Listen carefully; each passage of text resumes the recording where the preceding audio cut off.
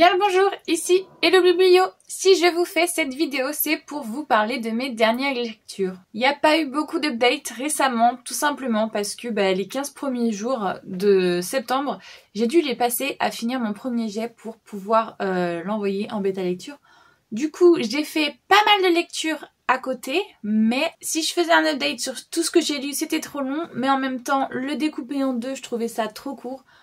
Mais bon, je me suis dit au final, il faut mieux avoir deux petites vidéos courtes, histoire que vous ayez le temps d'avoir mes avis, que de faire une grosse vidéo longue où vous iriez même pas jusqu'au bout. Donc voilà, on part tout de suite avec les premières lectures que j'ai fait au mois de septembre. On va commencer tout d'abord avec les mangas, et en ce moment je suis dans la série Naruto. Donc j'ai lu du tome 37 au tome 45. Il s'est passé énormément de choses. Pour ceux qui connaissent pas Naruto, c'est l'histoire d'un jeune homme qui vit dans un village de ninjas. Il y a 13 ans, le village s'est fait attaquer par un démon, un renard à 9 queues, et depuis, il a été enfermé dans le corps de ce jeune Naruto, de ce jeune orphelin. Et on arrive 13 ans plus tard et on suit du coup les aventures de ce jeune garçon qui est marginalisé par sa communauté puisque justement il a un démon enfermé dans son corps. Et donc du coup tout le monde a un peu beaucoup peur de lui. Et on suit les aventures de ce jeune homme pour devenir un ninja à son tour et devenir le plus grand des ninjas pour être le héros de son village et d'être reconnu par les autres. Là où j'en suis, il y a eu une ellipse de plusieurs années où justement il a subi un entraînement assez intensif. Ils ont grandi, ils sont du coup beaucoup plus adolescents. Et comment vous dire que là on est en pleine guerre et village et destruction, hein, sans spoiler. Mais du coup, ça révèle un nouveau caractère de Naruto. Naruto a bien grandi et les autres personnages aussi. Même si les autres, même s'ils ont grandi, ils m'énervent énormément en fait. C'est des têtes à claques, j'ai envie de les claquer. Alors que Naruto part de tellement bas, c'est tellement un idiot qu'il peut que progresser. Et donc du coup, ça fait énormément plaisir de le voir grandir, prendre en maturité, se rendre compte de certaines choses, comment elles sont. Et voilà, énormément de bienveillance dans ce personnage de paix et de vouloir faire tout au mieux. Et franchement, plus ça va et plus j'apprécie le personnage. Alors qu'on partait de loin. Bon, mon préféré restera quand même Kakashi Sensei. Mais là aussi, ils m'ont fait une grosse frayeur. Mais dans mes prochaines lectures, j'appréhende. J'espère que ça se passera mieux pour lui. J'avais fait toute une pile à lire que je voulais lire. Et évidemment, je suis passée par ma médiathèque. Et du coup, tout ce que j'avais envie de lire est passé un peu à la trappe. Parce que j'ai emprunté pas mal de bandes dessinées. Du coup, je vais vous parler de bandes dessinées plus que de lectures que j'étais censée faire. Mais bon, c'est des choses qui arrivent. J'ai lu la BD 21 jours avant la fin du monde. C'est l'histoire de cette jeune fille qui vit dans un village où il y a un monsieur qui est un petit peu... Comment dire ça, un peu original, un peu marginal. Et à partir du 15 août de chaque année, il fait un décompte pour dire que le 15 août de l'année prochaine, ça sera la fin du monde. Et il fait tous les ans la même chose, donc voilà.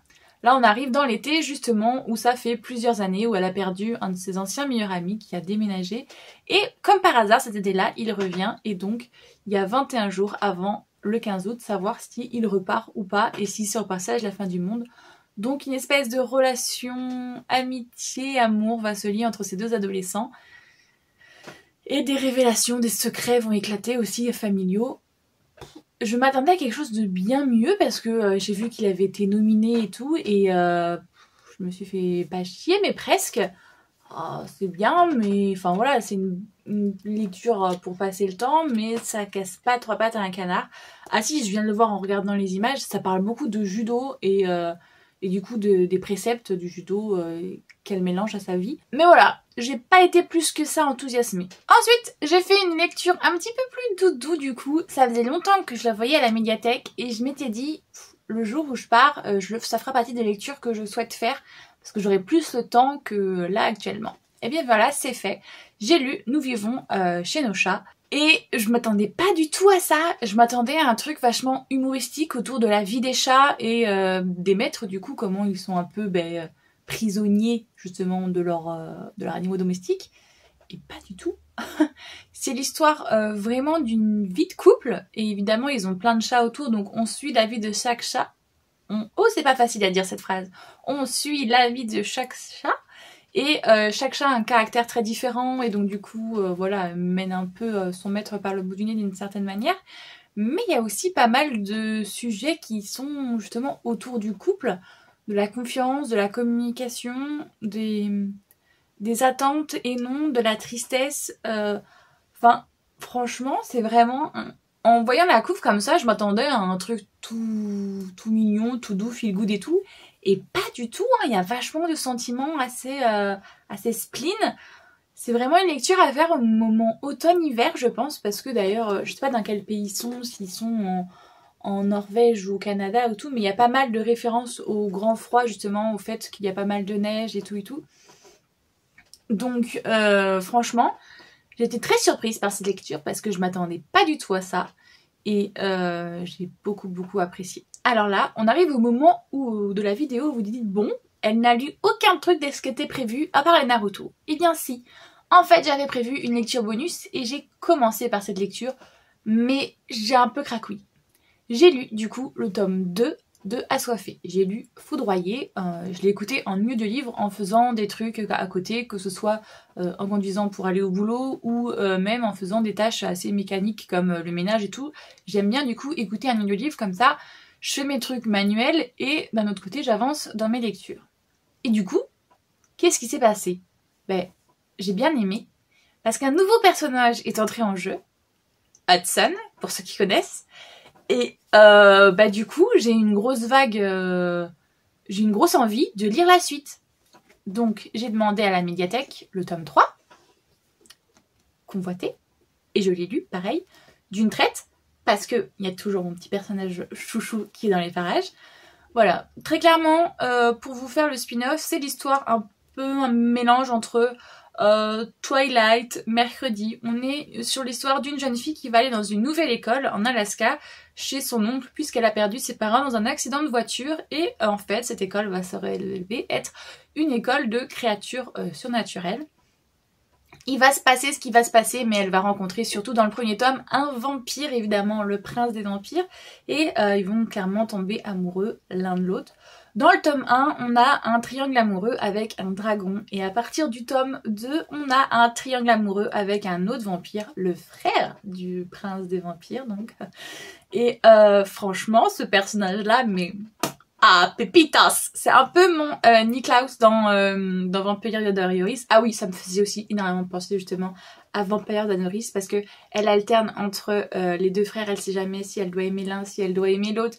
Un peu et en mode Elena avec Stéphane et Damon, vous voyez, c'est dans le même délire. Hein. Franchement, si vous n'aimez pas les triangles amoureux, ne commencez pas cette série, ce n'est littéralement que ça! Donc voilà, j'ai lu du coup... dans la même semaine quasiment, Foudroyé le tome 2, Convoité le tome 3, et puis pourquoi pas... Ah, j'ai fait tomber quelque chose. Et pourquoi pas continuer dans cette bonne lancée en lisant le tome 4, qui est franchement, si vous regardez, hein, c'est une arnaque, hein, il fait la moitié moins, mais au niveau des prix... on est à 2 € de différence, alors qu'il fait la moitié moins. Mais bon, c'est pas ça le problème.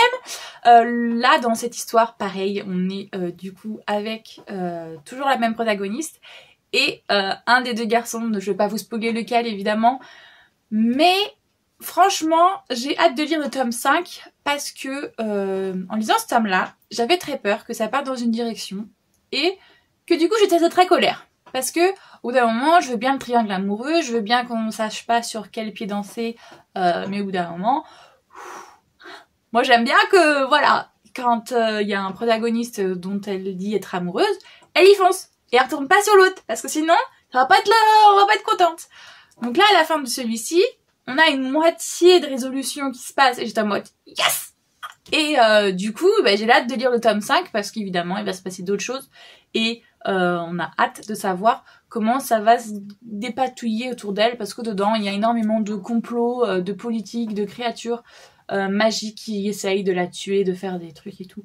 Donc hâte de lire la suite, vous vous en doutez, je vais commander je pense pour le mois d'octobre le dernier tome je crois qu'il est à la médiathèque, comme ça j'aurai fini cette saga, enfin pour le moment parce que s'il y a encore une suite, c'est pas fini mais... je serai à jour, du moins. Et voilà, j'ai fini l'update lecture que je comptais vous faire. Alors il est certes plus court, mais bon, au moins vous avez un petit peu mes lectures au fur et à mesure que je les fais. parce que là j'avoue que on est dans un mois qui est assez compliqué. Je travaille dans un restaurant en alternant avec finir le premier jet pour l'envoyer en bêta lecture, le premier jet du tome 2 de Une envie d'apprendre, et en même temps je commence à faire la promotion aussi du tome 1 Une envie d'apprendre qui est censé sortir le 27 septembre sur Amazon. Et puis évidemment, comme j'aime bien me compliquer la vie, j'ai aussi toutes les contreparties de la campagne Ulule du tome 1 à envoyer. Donc c'est le mois de septembre, c'est un mois cata, j'ai énormément de choses à faire, énormément de choses à penser. Donc les vidéos ne vont peut-être pas être aussi régulières que d'habitude, je m'en excuse.